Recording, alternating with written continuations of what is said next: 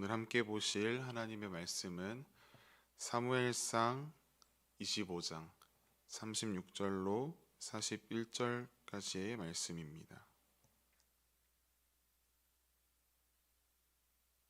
사무엘상 25장 36절로 41절까지의 말씀, 저와 여러분이 한 절씩 교독하여 읽도록 하겠습니다. 아비가일이 나발에게로 돌아오니 그가 왕의 잔치와 같은 잔치를 그의 집에 배설하고 크게 취하여 마음에 기뻐함으로 아비가일이 밝는 아침까지는 아무 말도 하지 아니하다가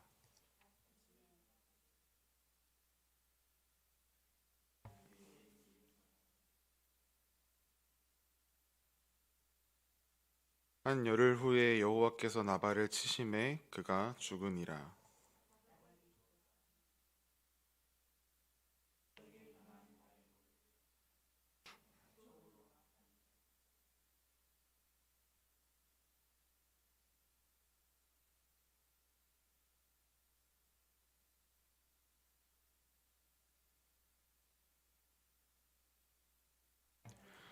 다윗의 전령들이 갈멜에 가서 아비가일에게 이르러 그에게 말하여 이르되 다윗이 당신을 아내로 삼고자 하여 우리를 당신께 보내더이다 하니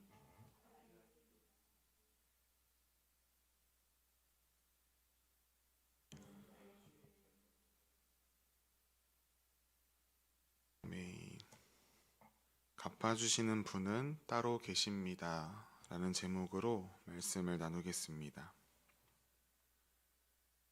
나발의 아내 아비가일이 다윗이 자기 남편과 자기 남편에게 속한 남자들을 치러 온다는 소식을 듣고 분주하게 다윗을 영접하러 찾아 나섰습니다.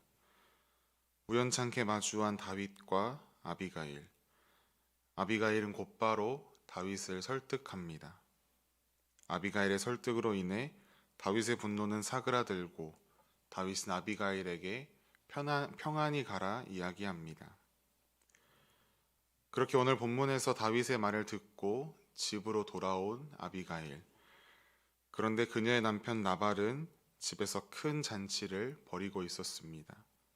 마치 왕이 나라의 잔치를 벌이는 듯한 큰 잔치를 즐기고 있었던 그 모습은 한심하기 그지없었습니다.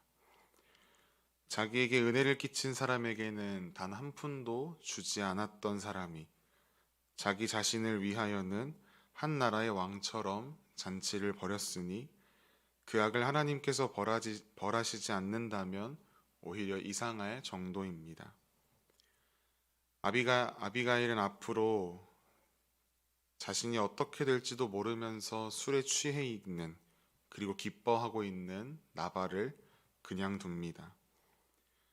다음날 아침이 되고 나발은 몽롱했던 정신에서 깨어나 맨정신이 되었습니다.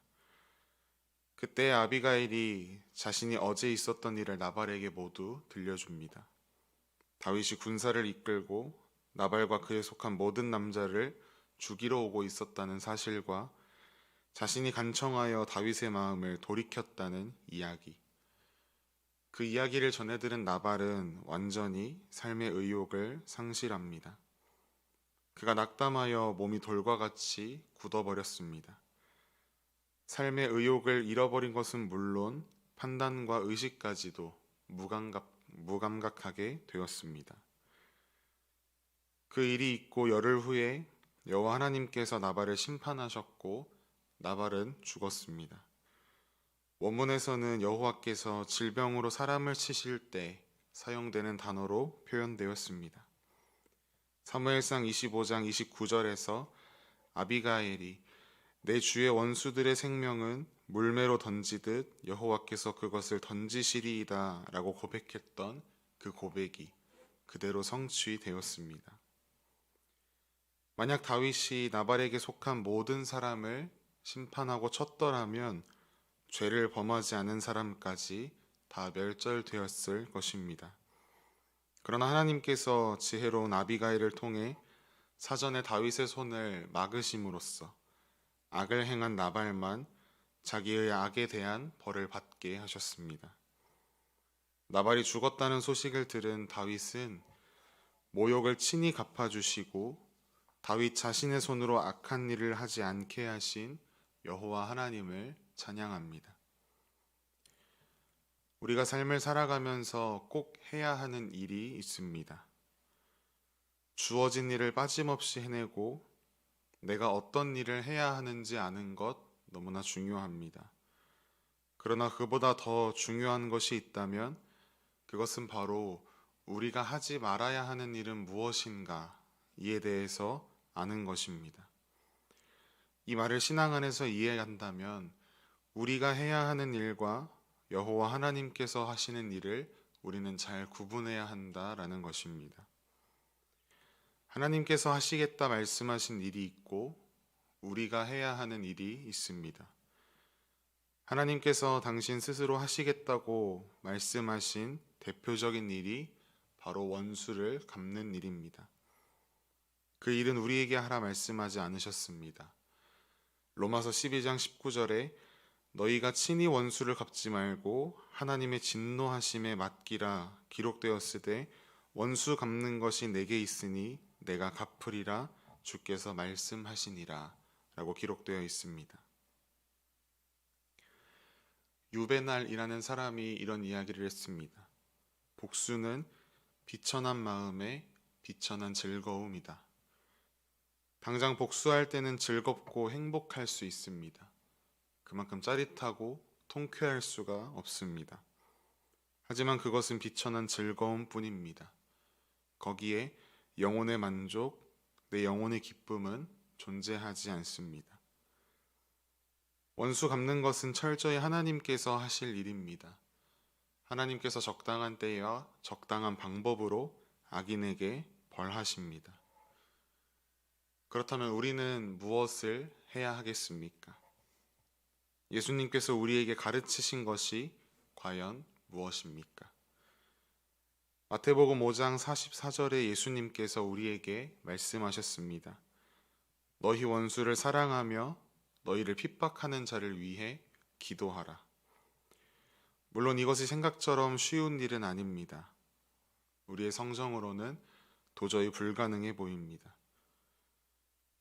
그러나 그것이 우리 인간의 본성으로 정말 힘들고 어려운 일이라고 해서 우리가 포기할 수도 없습니다. 포기해서도 안 됩니다. 왜냐하면 우리는 하나님의 말씀대로 살아야 하는 존재들이기 때문입니다. 그리고 성령 하나님께서 이 일을 우리 안에서 가능하게 하도록 능력을 주실 것이기 때문에 우리는 성령 하나님의 능력을 의지하여 예수님의 가르침, 그 명령에 순종해야 합니다. 그리고 또한 우리가 기억해야 할 사실은 우리 또한 하나님께 헤아릴 수 없이 큰 은혜를 받은 사람이다라는 것입니다.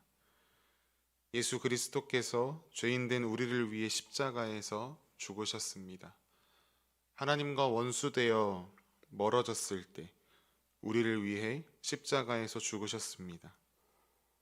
원수인 우리에게 복수하신 것이 아니라 목숨까지 내어주시며 사랑하셨습니다. 그런데 어떻게 우리가 남에게 원수를 갚을 수 있겠습니까? 사랑하는 여러분, 복수는 하나님께서 우리의 손에 맡기신 것이 아닙니다. 그것은 하나님의 손에 온전히 속한 일입니다. 그렇기에 이제 복수는 나와 상관없는 일로 여기십시오.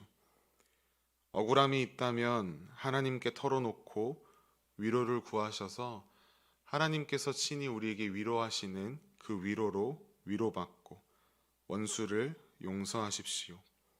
복수하는 것은 하나님의 일입니다. 갚아주시는 분은 따로 계십니다. 이 사실을 기억하며 오늘도 우리의 삶 속에서 복수는 하나님께 맡기고 어렵지만 힘들겠지만 불가능을 가능케 하시는 성령 하나님을 의지하며 예수님의 가르침대로 원수를 사랑하고 끝까지 선대하는 우리의 삶이 되기를 간절히 소망합니다.